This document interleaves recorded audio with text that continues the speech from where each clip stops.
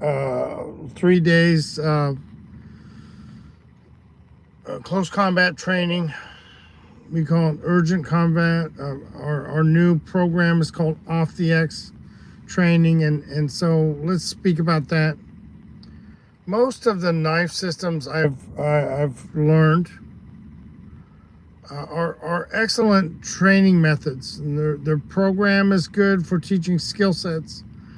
But when it comes to fighting with a knife, they suck. They just don't. They're not adequate for a self-defense environment where you're not carrying your knife around in your hand. So as I developed my knife curriculum, I required the drawing of the blade as part of the learning process. So if you go into my knife program, which is separate from my Kali program, but Kali has the knife program in it, but the knife program is condensed to knife.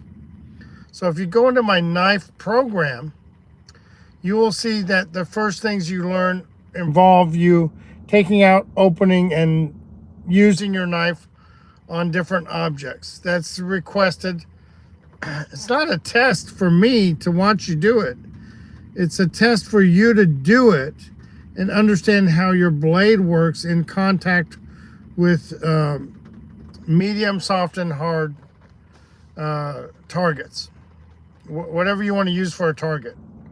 You know, people hang up a side of beef. That's pretty expensive these days. Inflation's high.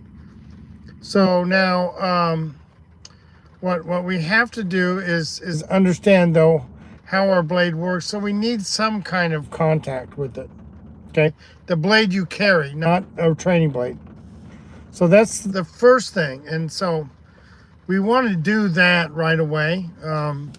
And then we're going to go into understanding that, you know, most knife training systems are fine, but you're practicing cutting the cutter and you're counter cutting each other all the time.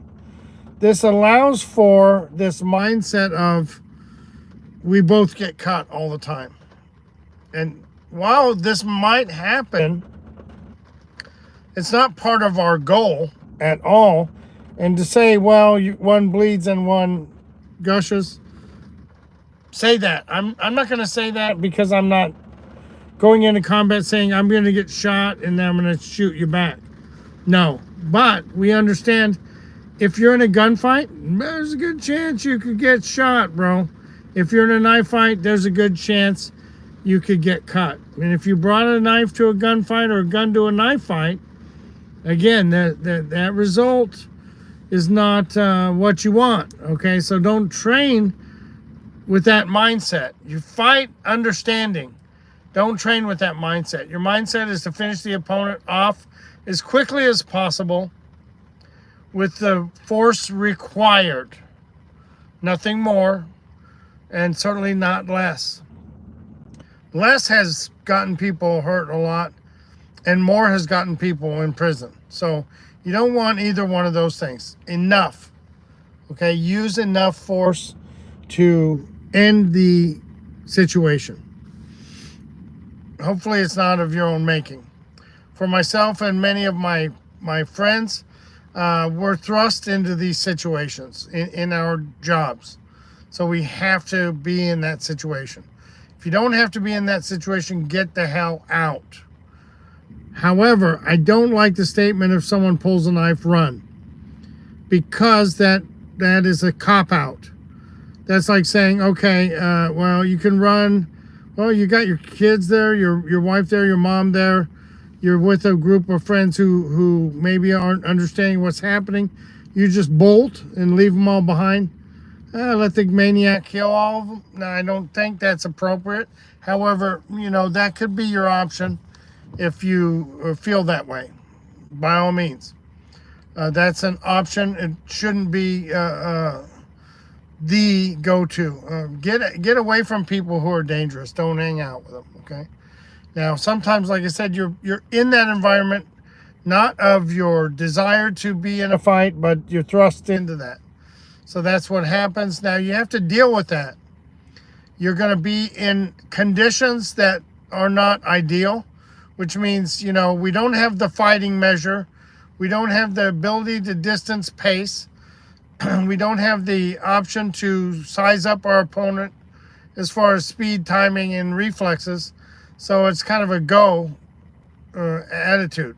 Now, with that being said, knife training systems often don't do any of that.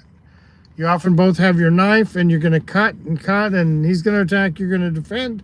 You're going to attack, he's going to defend. You're going to attack, defend, disarm, attack, defend, counter, disarm. Whatever that is, that's absolutely, I would say it's good training, it's necessary. But it's not fighting.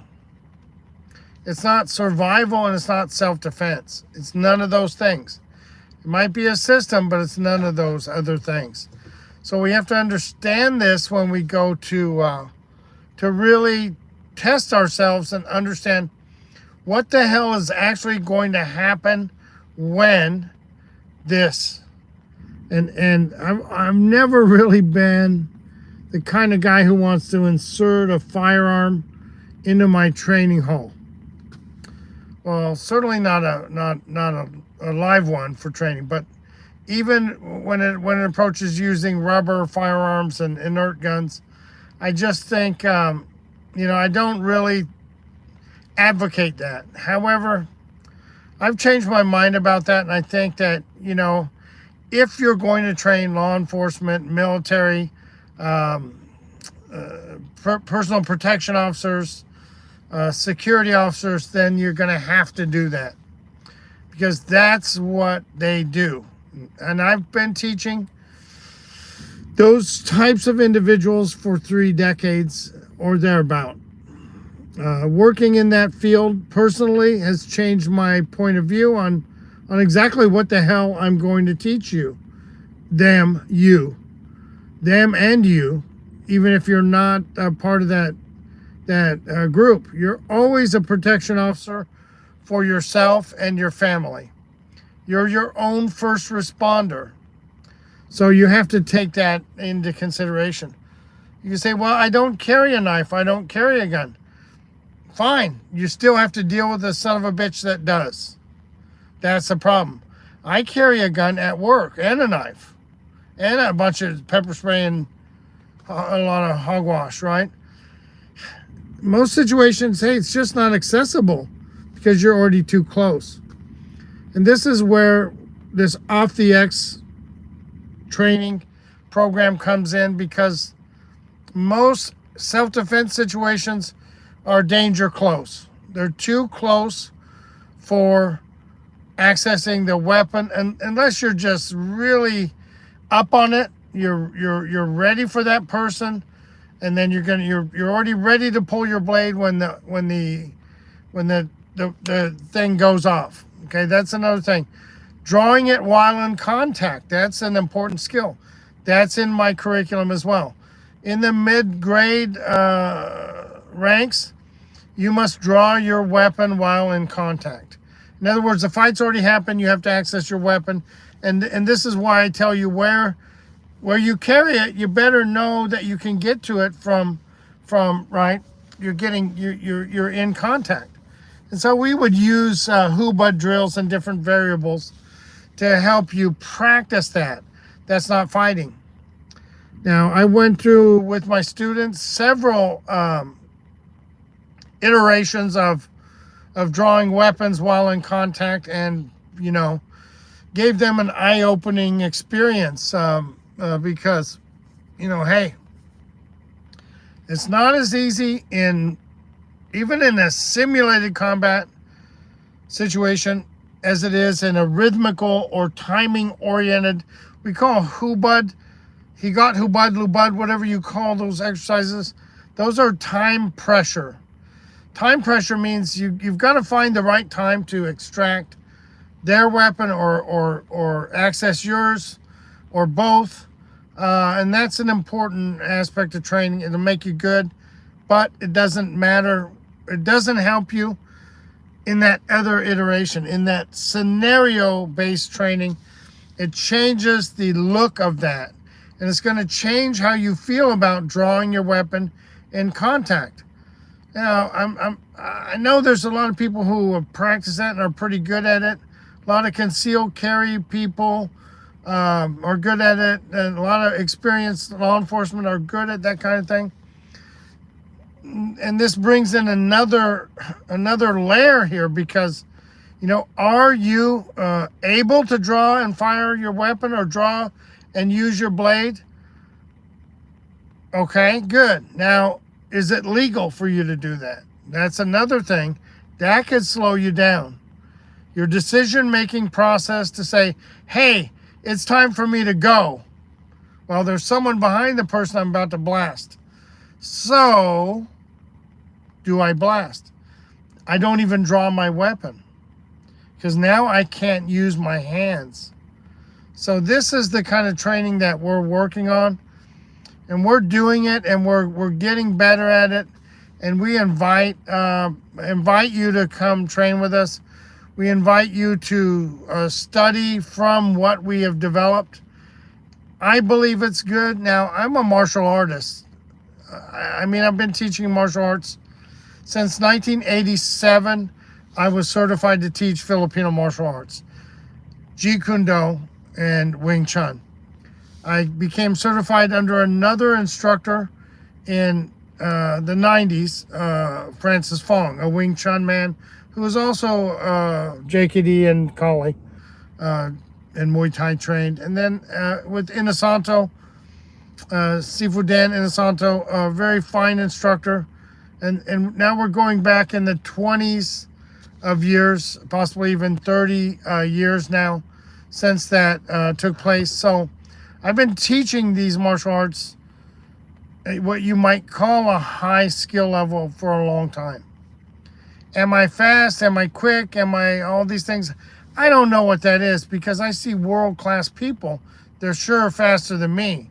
So I'm not going to be able to rely on speed if I'm going against one of these guys I just mentioned. They're just way better than me. You can't depend on that physical skill. You have to have the ability to seize the moment, seize the hand, seize the person up.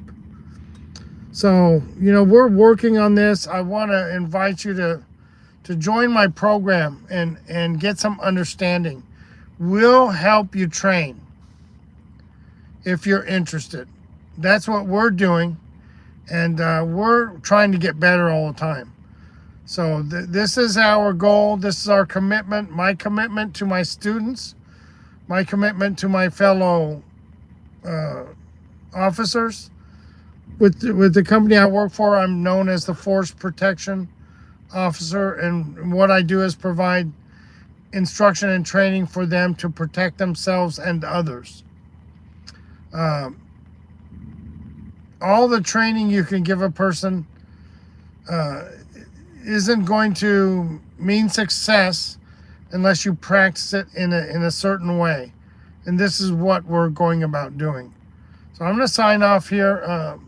Hopefully I'm going to be able to go inside now. It's a little bit rainy and the weather's not nice, so enjoy.